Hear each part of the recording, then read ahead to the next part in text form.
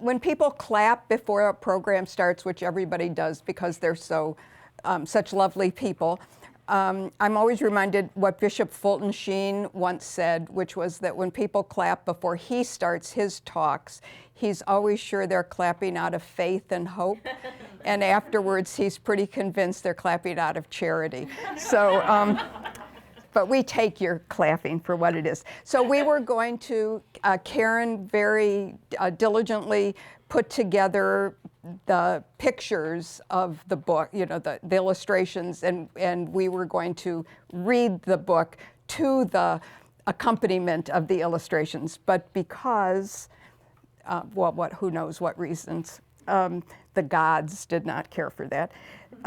Milo is going to show the pictures, and we are going to read. Okay. Oh, Milo, good, you stood up. Okay. All right. And I just want to say, although I said, Nancy, I think we should practice, she said, oh no, we'll just go with it. So this is the first time through. Nancy loved reading more than recess. Whenever she tried talking about books, kids ignored her, or they shouted, "Go away, library girl." This made Nancy sad. Why did they tease me about the library? She wondered. The school library held Nancy's best friends. All those characters tucked into pages. She never felt lonely reading their stories. So, of course, the school library was Nancy's favorite place. She visited after class to talk about books with Miss Glenn, the librarian. I wish I could come here on Saturdays. Nancy sighed. The public library is open. There's one near you. Miss Glenn drew a map. Hope fluttered like pages turning in Nancy's heart. On Saturday, Nancy studied the map with her bicycle that she'd named Charger. She loved pretending he was a beautiful horse. This will be a big adventure, just like in a book, she explained. As Nancy raced down the sidewalk, her imagination soared. When they arrived, Nancy stared at the library for a long time. Charger, this whole building is filled with books. The stone faces and owls winked. Nancy thought she was dreaming. Inside, two librarians greeted Nancy. Are kids allowed in here? She asked. They smiled. Nancy felt certain the stone lions did too. What do you like to read? Miss Whitehead asked. Horse books. Come with us, said Miss Long. They showed Nancy to a room with enough books to build a bridge to the moon. She planned to read them all. The next Saturday, Nancy returned on Charger. Beneath the stained glass window, she found a stack of books with a note. Nancy, when you finish these, I have a new horse book for you, Miss Whitehead. Nancy had to hide with these books. Otherwise, kids might pick on her. Then she saw the table surrounded by magic light. I'll be invisible under here, she believed. By closing time, she'd read the stack and claimed the new horse book. Every Saturday, Nancy and Charger arrived when the library opened. She read through rows of fantasies, trilogies, diaries, anthologies, dictionaries, histories, biographies, and mysteries. I can be anything when I grow up, she realized. One day, Miss Whitehead asked, Nancy, would you like to give a talk about horse books to other kids? No, she answered. They'll make fun of me. You're an expert, Miss Long said. What helps you feel brave? Miss Whitehead asked. Nancy wasn't sure. She was afraid, but she didn't want to disappoint the librarians. They believed in her. Finally, she agreed. Brave was never how she felt around other kids. What if I'm boring? What if they laugh? What if no one comes? The library had become the place where she belonged. Failure would destroy that. The night before the event, Nancy couldn't sleep. She thought about Miss Whitehead's question. Charger helped her feel brave, but he couldn't go inside. But my toy horses can, she realized. The next morning, with the toy horses in a box, Nancy climbed on Charger. But managing both was too difficult. She lost her balance and over they went. The neighborhood milkman rushed toward her. Nancy, are you all right? Yes, but Charger's hurt. I have to speak at the library and I can't walk fast enough to get there on time. What should I do, Mr. Fishoff? Gather the horses while I put Charger on your porch to rest. I'll drive you. And they zoomed away. When Nancy faced the library audience, nerves nibbled at her, but she had to be calm. Horses could sense fear. A stampede was the last thing she needed now. Let's make Charger proud. She whispered to her toy herd. With her hand on a pretty pinto, she began her talk. All the kids listened, spellbound. When she finished, they applauded. Miss Whitehead and Miss Long glowed. On that glorious day, when the audience was gone, even the building celebrated Nancy's success. Nancy's Saturdays changed. Kids circled her with questions about books. She didn't need a magic hiding place anymore. Nancy had found her own magic. She knew what she wanted to do when she grew up, become a librarian. And she did. Because reading, Nancy knew, helped people find dreams of their own with the turn of every page.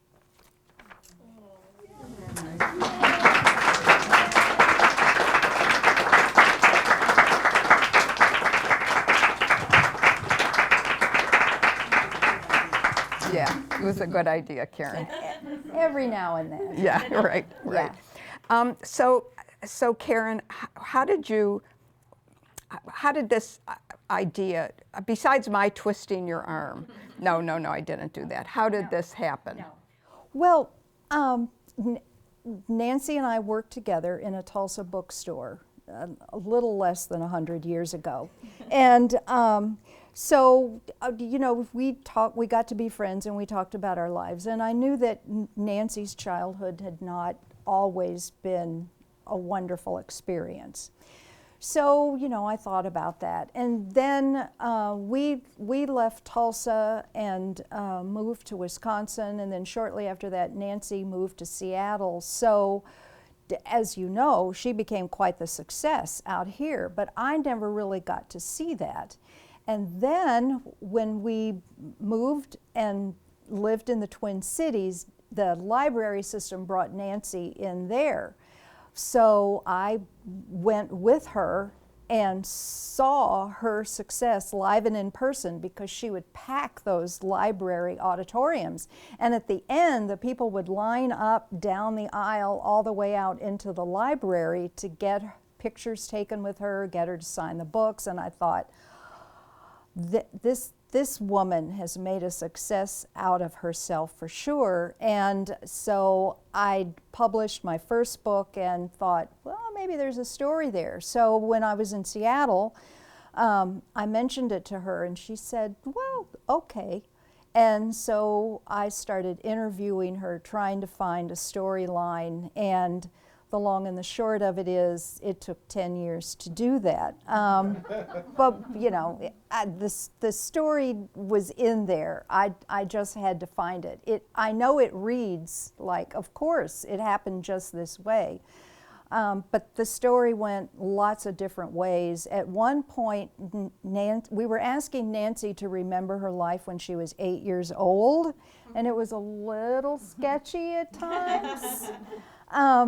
And so I thought, okay, well, I'll just have Nancy as a character in books. And so I had her in a calico dress in a covered wagon, sort of Little House on the Prairie kind of. And so I created these different scenes and I wrote it in rhyme. Somehow I thought I could. And I was in a critique group and they kept saying, well, this is all very pretty, but it's just like picture postcards. What about Nancy? They kept asking about Nancy, so I'd write down their questions and I'd call her and ask, and slowly but surely we found the story. For the longest, people on Goodreads talk about the dramatic moment with the milkman. Nancy didn't even remember that for the longest time. She knew there was somebody. So we sort of patched together what we thought might have happened, and Sheryl patiently drew it perfectly, and Nancy looked at the art and said, "This isn't how it happened at all."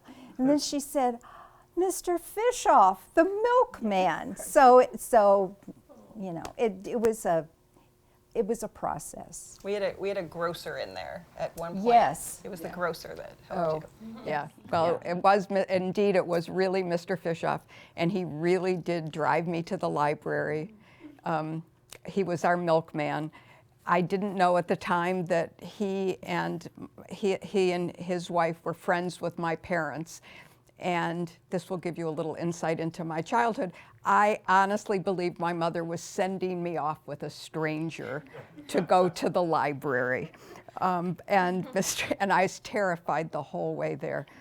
But it was Mr. Fishoff. He did indeed drive me to the library. Miss Glenn, my school librarian, she introduced me to the first book that she recommended was My Father's Dragon. Some of you will surely remember that book. And Miss Whitehead and Miss Long were the librarians at the Parkman Branch Library in Detroit. And Miss Whitehead was the one that I ended up being, very, she really was a mentor. And as Karen, sort of captured it in the book, she really not even convinced me. It was Miss Whitehead who made such a difference in my life, who opened the world to me, and I wanted to become a children's librarian. When I was 10 years old, I wanted to be a children's librarian, just like Miss Whitehead, because I wanted to do for other kids what she did for me, and I did. I did become a children's librarian, and indeed my first job after library school at the University of Michigan was in the Detroit Public Library system. And so I wasn't at the Parkman Branch Library, which would have been like magical to work with Miss Whitehead, but I was her colleague, and that was just very, very, very special. So Sheryl, could you talk about, like you got the manuscript. Somehow we're not sure how Sasquatch Books published, bought Karen's book. Right. And here they are with, is it 500 words or less? 650 is what I 650? Yeah. Okay, they have this, here's this book, here's this manuscript, 650 words. And then we're not quite sure how, are we?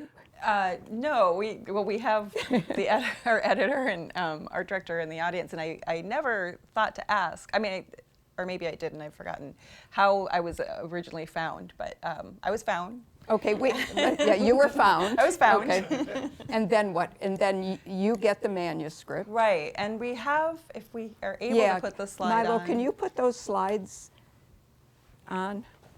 If you don't These mind, work. the keynote ones. Just a little something I threw together in like 5 hours. I don't even know how long it took me. So I get the manuscript once I'm selected. There's quite a process from what I understand.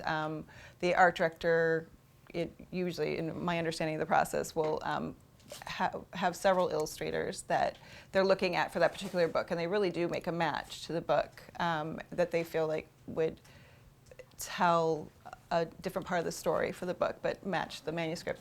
And usually, I believe there's a meeting with the editor. I might be making this up. We're storytellers here, so.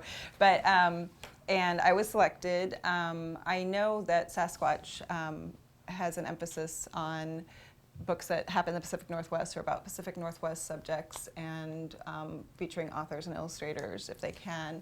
So, I mean, here I'm a Portland artist, and originally from Chicago area, and I know that there was one piece they saw in my portfolio that was a watercolor of a vintage, kind of a vintage family in a station wagon on a trip, which was actually my family in a station wagon on a trip with, I think there were 7 of the 8 kids in our family in that car.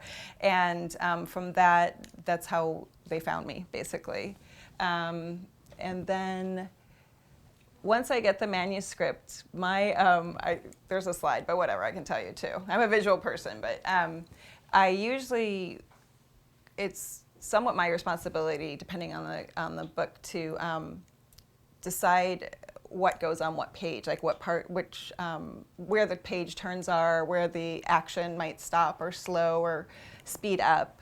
And so I spent a lot of time actually staring at the manuscript, doing little doodles on it. I actually have been known to cut the manuscript into sections and lay printer paper on my floor and put a block of text on each page. Even though there's nothing drawn on it, it helps me, and then I can move it around. And I finally will get to the point where I'll do thumbnails, and I kind of sketch everything out. And I'm always looking for pacing, kind of when to slow down and have a big spread. Oh, good. Maybe. It's okay. And when to speed things up by maybe showing a bunch of little spot illustrations in a while. Oh, this is, maybe we can come back to this one if you don't mind. Can you go to the one that's got my studio? I think it's the 3rd one, actually. I'm sorry. Oh, yeah. There is only 3 or 4. Yeah, there it is. Here's my process. It's a little bigger than the screen, and I'm sorry for that. But kind of what you're seeing is at the bottom left, those are, that's a thumbnailing page where literally they're, the squares are this big, and you're just kind of trying to figure out how things flow visually from page to page. And then from there, I'll usually move to like larger pencils, and I, cut and paste things together. I do a lot of things digitally now in that stage as far as, actually, it's very technical. I take a picture of the sketch I've done and bring the photo into Procreate, which is a drawing program on my iPad, and that's how I usually do my roughs, and I can pull text in too, and then I send those off to the editor and art director for comments and notes, and I also got notes from Karen and from Nancy, although we didn't talk at all during this process. I wasn't in communication with them until after, except through the art director and editor, because one of the things that I love is the collaborative process, but one of the things I also love is having my own voice while I'm working on the process, because it's kind of like bringing 2 art forms together. And in order for me not to feel stressed about maybe what the author wants or what they originally visualized, I'm kind of working on what I see in the same book. So I don't know how much you want me to talk about. Well, and here I'll say this. People will say to me, well, did it turn out the way you imagined? And I'll say, oh my gosh, no. It's 1,000 times better than anything I imagined. Because when I'm writing, I see something in my head, but I tend to see it literally. What Sheryl does is bring a brand new vision to it, and it turns out to be a much deeper thing to look at than literal what I say. So that if you turn the pages of this book and you don't even look at the words, you know what the story is. You can feel it. And I have to say with this one, children who, I've had mothers who say they've got children who are non-readers, they just zip right through and they follow all the blue horses, and they start saying, what are the horse, which my husband would say, well, there's an emergent reader. Now they want to know what the words are that go with those beautiful pictures. And one of the things that Sheryl did, which, I mean, it was really interesting to me to think about, like, Sheryl did this fabulous job of taking this one sentence, which was, she rode her bicycle, which she had named, which she pretended was a horse and had named Charger.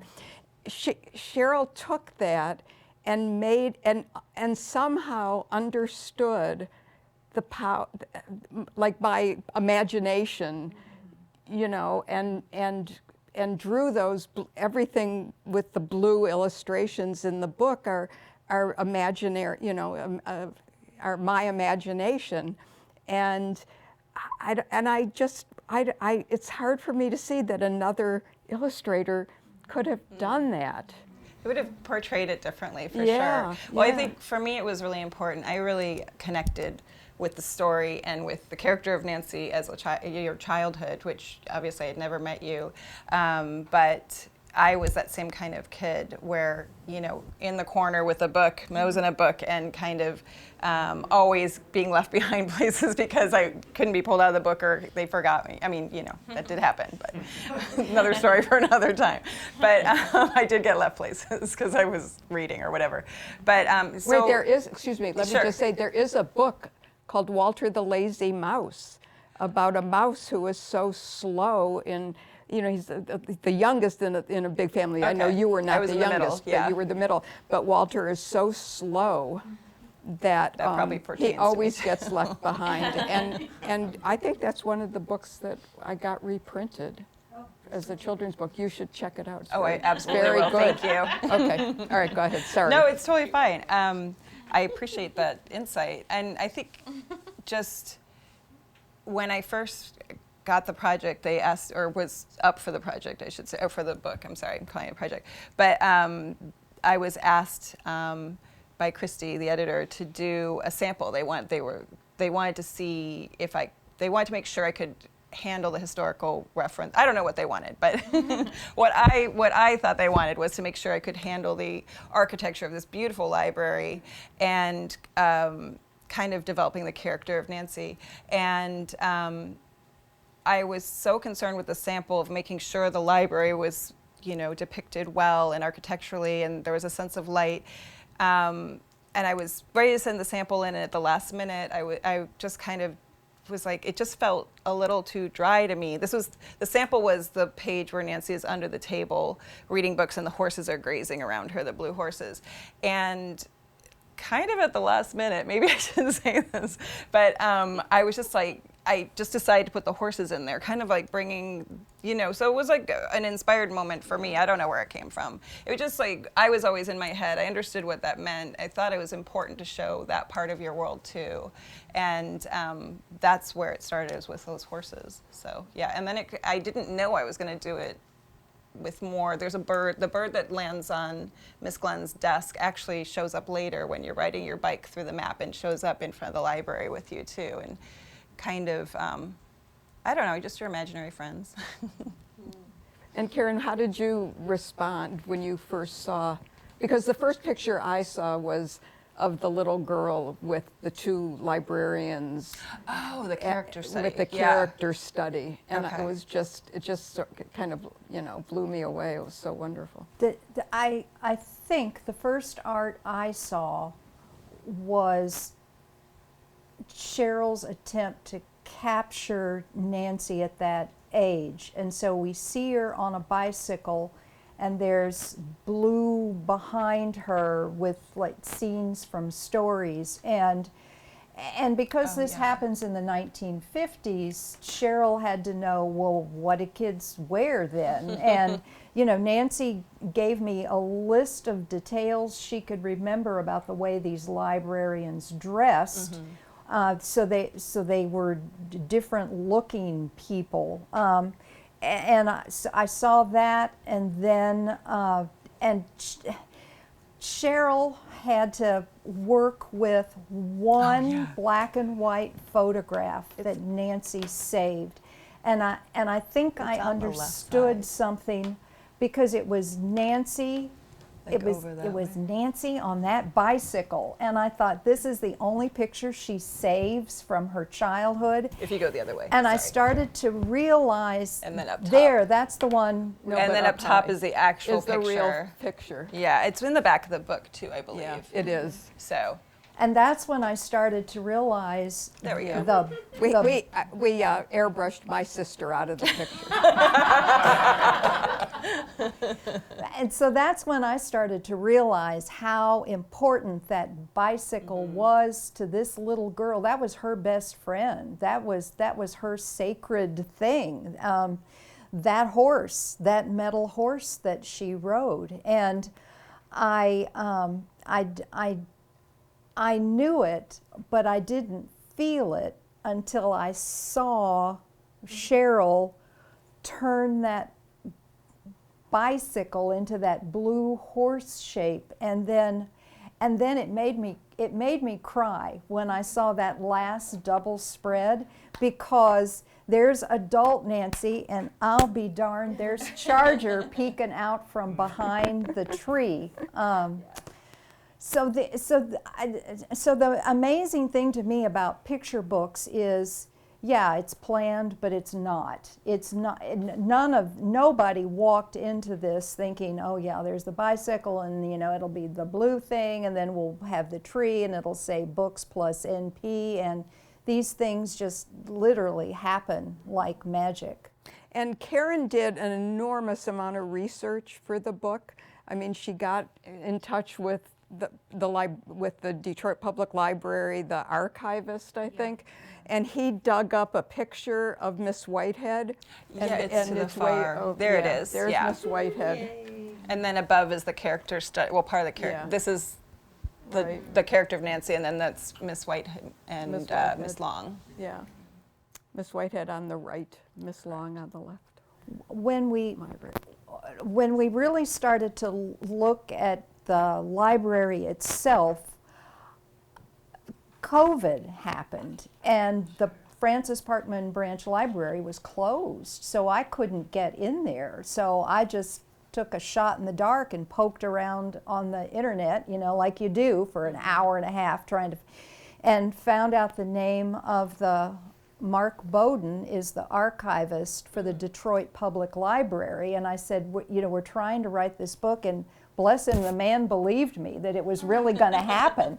So he went through and found these beautiful black and white pictures of how it looked, and then so we could get the details of the lions and the owls out front. And then it finally opened up. So I live in northeastern Ohio, so driving to Detroit was easy. And that's when I stood in front of that building and realized, if you were a tiny 8-year-old girl and you're looking at all she'd ever known was a room in a school that was a library. And she walked into this fabulous place with the soaring ceilings and the stained glass.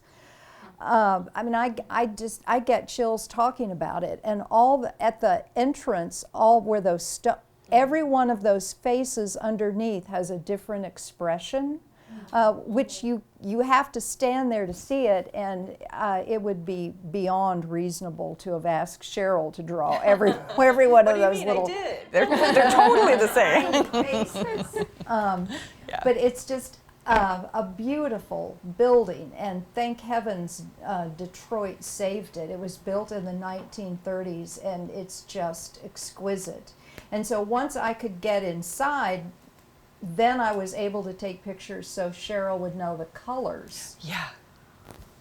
That was farther along in the process. I can't remember at what point, but because all I had to work from was the black and white photos, and it was also COVID, and kind of my palette, the palette I had created it had more gray tones, and so then I had to go back and pull in kind of a little bit more of the sandstone, and the pictures of the owls saved me that you took, because I had no idea what they looked like, and the pictures that we had from the archives, they're like this big and you can't see anything. So I wanted to at least, I mean, it's an interpretation of them to be sure, but I wanted, because then they come alive and I want them to be able to be that too. But it was really helpful to have those details. I mean, this book, the library itself is a character in the book, and it needed to be represented, so. Yeah. And I think I never thought that with, I don't know, I just never thought that somebody who's writing a picture book necessarily needs to do that much research. It seemed to me that it just would come somehow. And the research that Sheryl did and the research that Karen did was just so, so amazing, and it's just kind of humbling to me to, to have the book and everything like that. Do you all have some? Are there any questions? Oh, wait, Karen, you say one thing. Okay. So we didn't cover it here, but when you turn the last page of the book, then there's an authored note where I write more of the facts about Nancy's life and list all the awards and all the recognition. And that Nancy being Nancy, I had to keep shortening my essay because she kept winning more stuff. So I'm just tossing words aside in order to honor her appropriately. Well, okay. It is hard, I have to say. Well, Nancy and I have been together for a long time. It was in the late 80s when we worked in that Tulsa bookstore. 85, maybe, I don't know. We moved to Wisconsin. So let me tell the Susie Hinton part. Okay, so it's a slow day in Tulsa, Oklahoma. You know, the tumbleweed is blowing past us out there. And the oil is running, Yeah. and there's a lot of money flowing through Tulsa, Oklahoma at that time. Yeah. So one day, Susie Hinton walks in, who is better known as S.E. Hinton, author of The Outsiders, Rumblefish, That Was Then, This Is Now. And Nancy and I are behind the counter, and I'm looking at the ceiling, and she's poking me. She's like, look. And she said, "It's Susie Hinton." And then we stood there just starstruck. And Nancy said to me, "Oh, Karen, you could write a book." And I said, "Can you hear that in the back?" Okay, good. And I said, "Oh, no, Nancy, I couldn't, but I think you could." And she said, "Oh, I wouldn't know how." So right then and there, we sealed our fate. We both expected the other one to do it. And we were clueless. We didn't have any idea how. And by golly, we did it, which I say, it tells you what two smart women can accomplish. There you go. Okay. Here. Okay. Questions? Yes. Judith. Favorite horse book when you were... Oh, my favorite horse book. Well, I have a lot of them. One of the books that I treasure is a signed, an autographed copy of Misty of Chincoteague. That I met her. Detroit used to have every year like a book fair downtown at the Art Museum, or the Historical Museum, I think, and sponsored by the newspaper, the Detroit Free Press, so all the new books were there, and there used to be some authors too. And so I loved Misty of Chincoteague, which everybody's still in print. Most people who are horse people know about it. But another horse book, you're going to regret this question, Judith. Another horse book that I really loved is called Tick Tock and Jim, which is about a boy who trades his father's wristwatch for a horse, and of course gets into big trouble, and they don't believe that he will ever get the wristwatch back.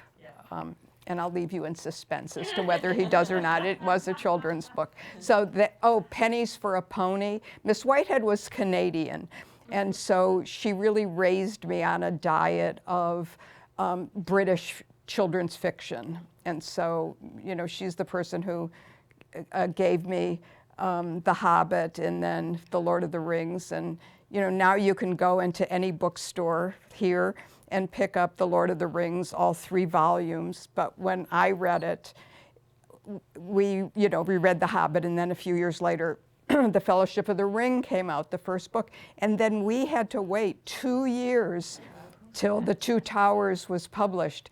And let me remind you that The Fellowship of the Ring ends with Frodo and Sam running away from Boromir, who has been turned evil by the ring.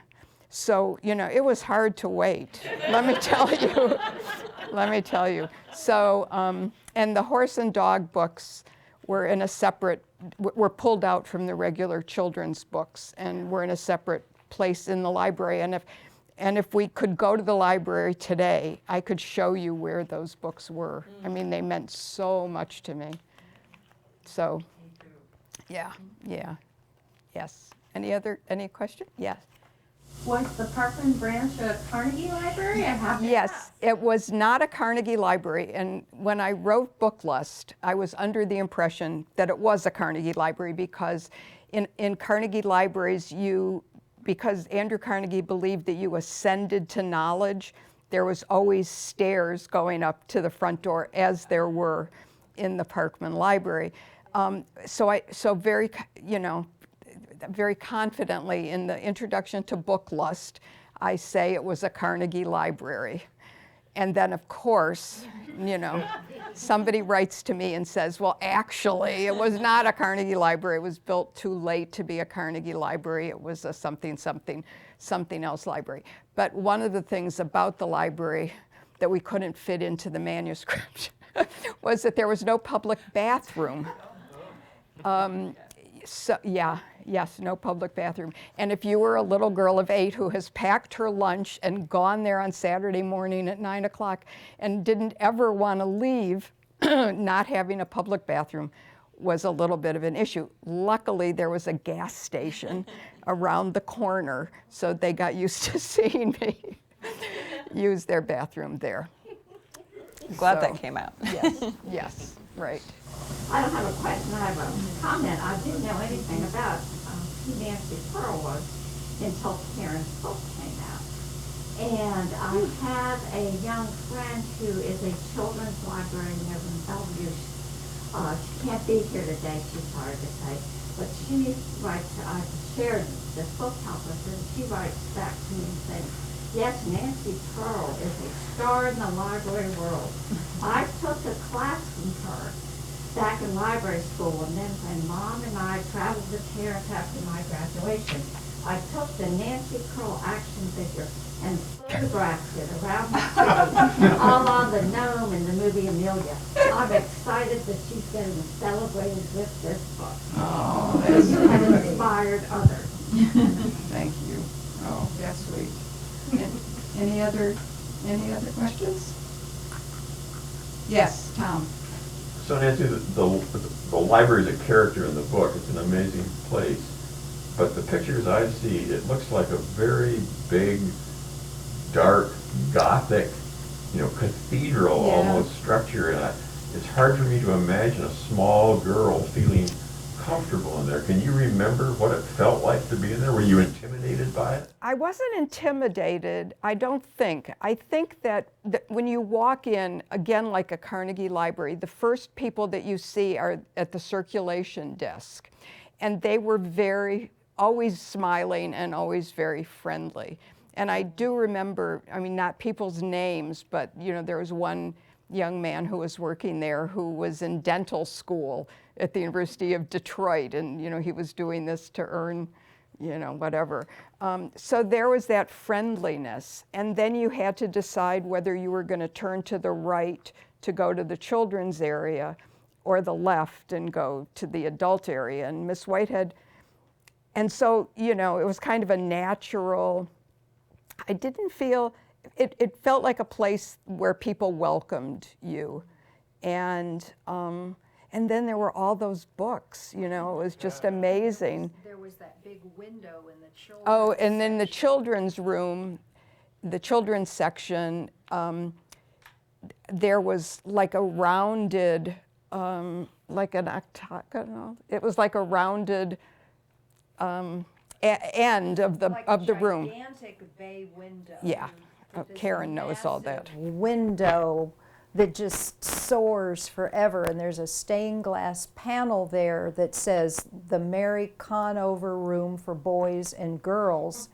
And so Nancy would have been on that window seat with all that light flooding Right. in. So that part of it is not dark and scary like it Yeah, appears in right. some of those pictures. Right. And Miss Whitehead wouldn't let me go into the adult area until I was 13. And then she took me there and made a point of introducing me to the librarians, and then left me to find those books, and it's pretty amazing. I mean, it was just it's just so wonderful to have the library celebrated, and you two did such a marvelous, it was just such a wonderful connection. Thank you. And the three of us have never been together until today. Right. Right. Yeah. Yeah. Yeah. Yeah. Yep. So. Yeah. So we're sudden best friends Right. out of nowhere. Yay. Right. As it should be, Yeah. if all goes well. As it did go well. Any other questions, comments? Okay. Well, thank you all again for coming. You could clap if you want. It's okay.